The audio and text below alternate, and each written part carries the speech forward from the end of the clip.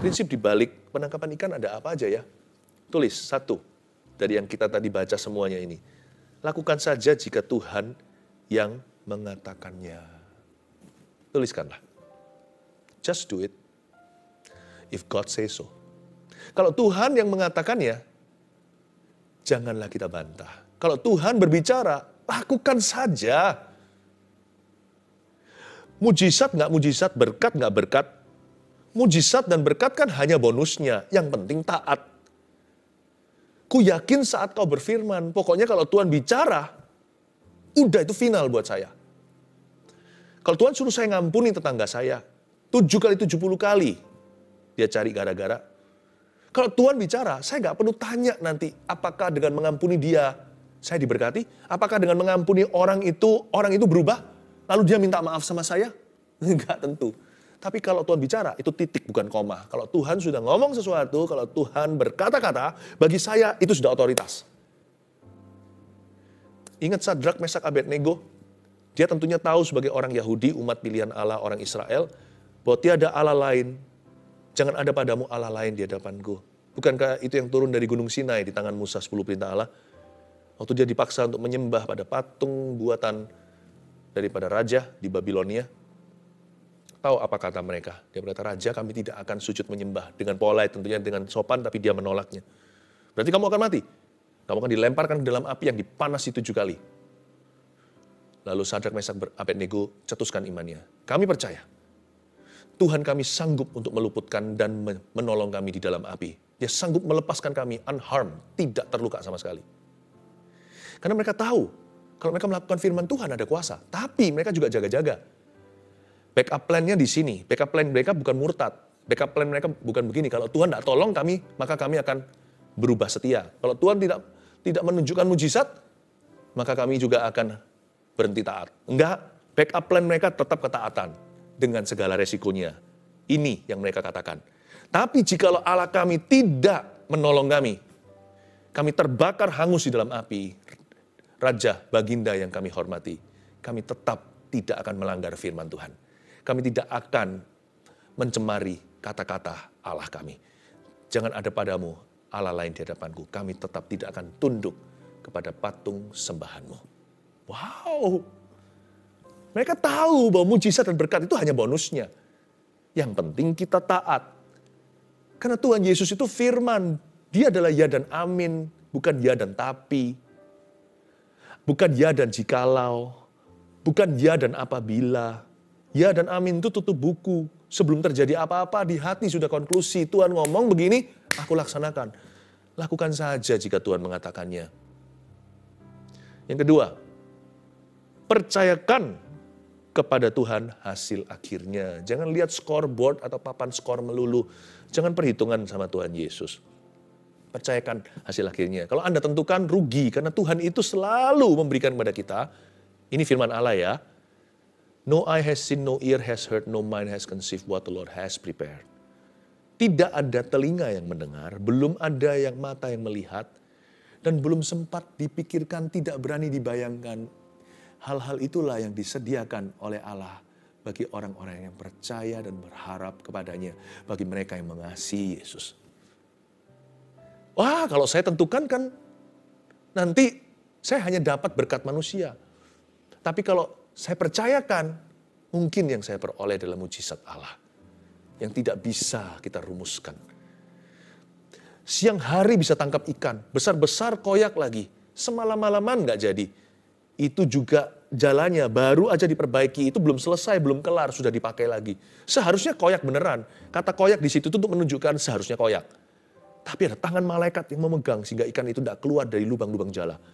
Ada banyak hal nggak ada rumus dan teorinya kalau Tuhan bekerja. Tapi kalau manusia melalui proses alami, rugi kalau hanya itu yang kita percayai. Percayakan kepada Tuhan hasil akhirnya. Tapi sekali lagi, poin 1, jangan mudah kecewa. Mujizat dan berkat hanyalah bonusnya. Yang penting kita taat. Yang ketiga, jangan berhalakan sukses yang diberikannya. Jangan berhalakan. Kalau Tuhan kasih kita sesuatu, jangan disembah. Tapi sembahlah Tuhan dalam sesuatu itu. Kalau Tuhan memberikan kita keberhasilan, sembahlah Tuhan di dalam keberhasilanmu. Seperti Petrus lakukan, dia bersujud di kakinya. Bukan malah lari seperti 9 orang kusta yang menghilang. Kalau Anda diberikan kenyamanan, kemakmuran, berkat-berkatnya, jawaban doa, diberikan banyak teman, muliakan Tuhan. Dengan semua yang Tuhan sudah berikan.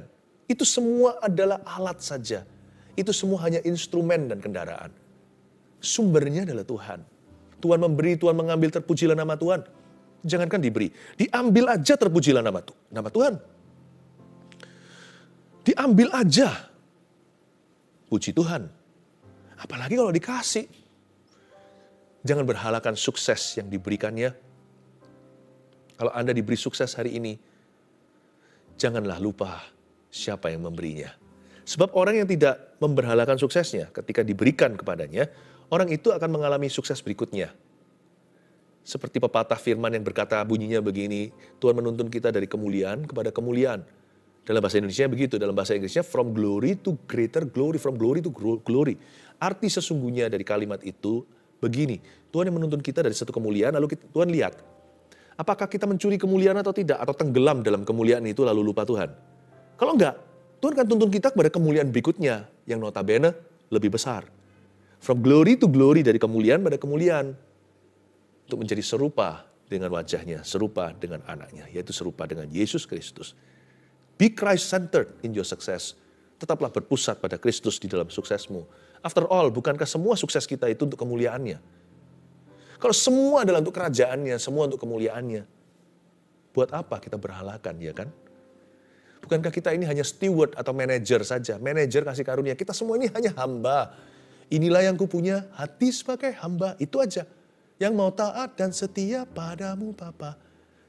Kemanapun ku bawa, hati yang menyembah, dalam roh dan kebenaran sampai selamanya. Mata harus tertuju ke Yesusnya.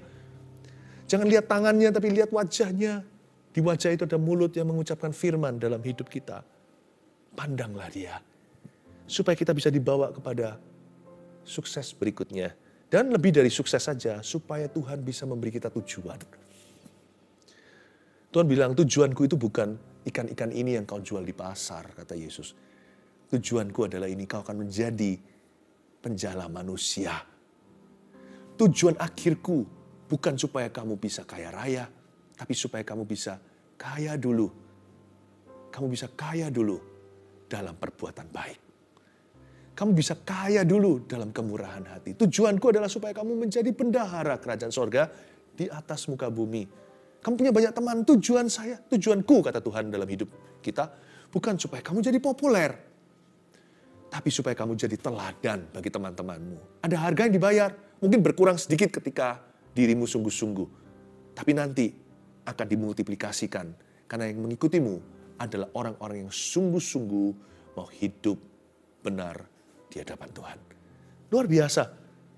Bukankah semua sukses yang Tuhan berikan, keberhasilan, keuntungan, dan keberuntungan yang sifatnya seolah-olah kebetulan, itu semua dirancang Tuhan dengan tujuan supaya kita memuliakan namanya, dan itu semua diberikan sebagai ujian. Bisakah kita handle glory di takaran ini?